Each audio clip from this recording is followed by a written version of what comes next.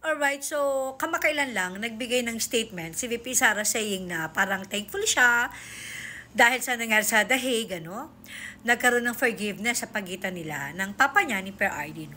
And of course, nakarating kay BBM yung naging statement ni Sara. And napakasimple, no?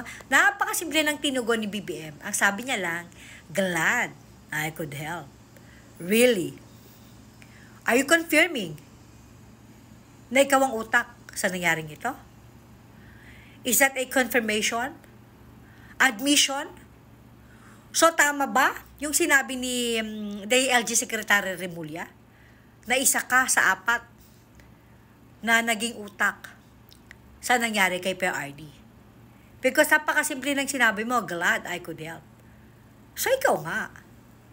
Alam mo, siyang hina ng kukote mo, BBM. Hindi mo na malayan dahil nga punong-puno ka ng kukina sa katawan at utak, natorta na yung utak mo, hindi mo na malayan na ikaw mismo ang nag-traidor sa sarili mo. Binetray mo ang sarili mo nang hindi mo na mamalayan.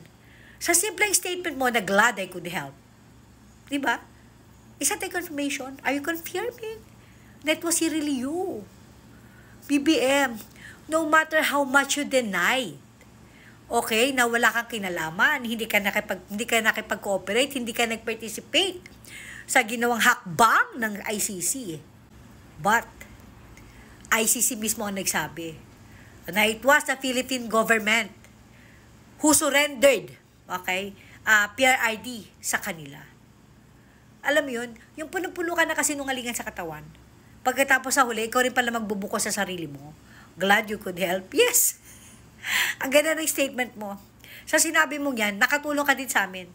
Kinumpirma mo lang na it was really you. It was you.